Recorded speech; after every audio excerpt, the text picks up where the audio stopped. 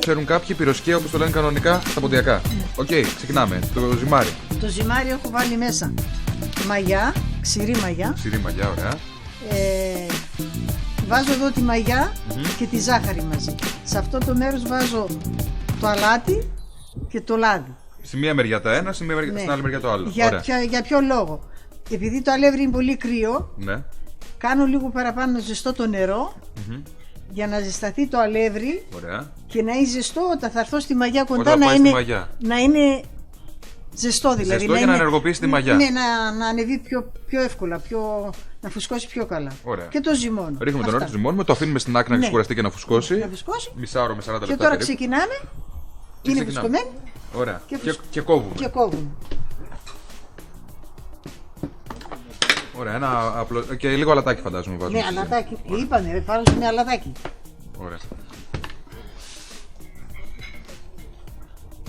Βρεγμένη πετσέτα, έχει ώρα που είναι και ξεράθηκε από πάνω και το έβρεξα για να μην μου κάνει πέτσα. Ωραία. Βρέχουμε την πετσέτα και μην ξεραθεί. Ναι.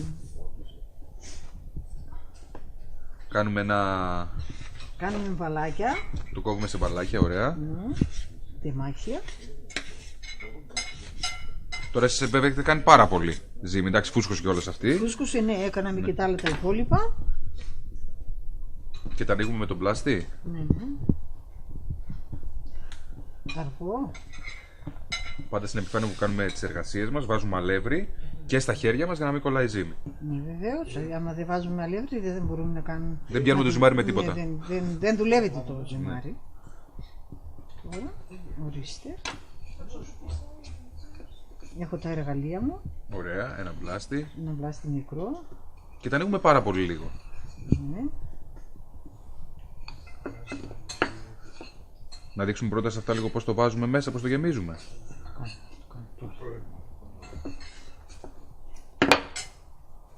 Θα σου 6 να κάνω. Ωραία, κάνουμε τα πρώτα 6. Αυτά είναι με τυρί. Ωραία, τι έχετε βάλει μέσα? Έχω βάλει μέσα αυγό. Ναι. Μία πιπεριά πράσινη, μία κόκκινη. Για να έχει ωραίο χρωματάκι και γεύση. Να έχει χρώμα και να έχει γεύση. Και αυγό. Ωραία. Και τα κλείνω. Τα κλείνω έτσι. Με τυρί τα κλείνω έτσι. Αυτά μπορούμε να τα κάνουμε με τυρί, με τι άλλο τα κάνουμε? Με πατάτα. Με πατάτα είναι το πιο κλασικό νομίζω γενικά που κάνουμε. Και με τυρί. Ναι. Εγώ το καλοκαίρι τα κάνω και με ροδάκινα. Έτσι όπως είναι. Με ροδάκινο? Με ροδάκινο. Ναι. Ωραίο. Έτσι το ανοίγω, κόβω ψηλά τα ροδάκινα, βάζω μέσα στη ζαχαρίτσα. Τα κλείνω έτσι και τα βάζω μέσα στο ταψί με λάδι και γίνονται. Και τα βάζετε στο φούρνο δηλαδή? Στο φούρνο. Ωραία. Χόρτα δεν κάνω, δεν μ' αρέσουν. Και με χόρτα. Και με μαρμελάδες. Μαρμελάδα ανοίγει πιο εύκολα. Και γενικά με ό,τι έχεις φαντασία μπορεί να γίνει.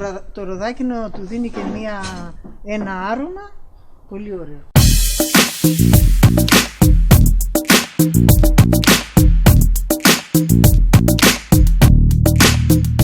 Για τα πυροσκεία με τυρί θα χρειαστούμε 500 γραμμάρια αλεύρι, ένα κουταλάκι του γλυκού ζάχαρη, μία ξηρή μαγιά, μισή κουταλιά του γλυκού αλάτι και ελαιόλαδο. Για τη γέμιση 250 γραμμάρια τυρί φέτα, μία πιπεριά πράσινη και μία πιπεριά κόκκινη, ένα αυγό.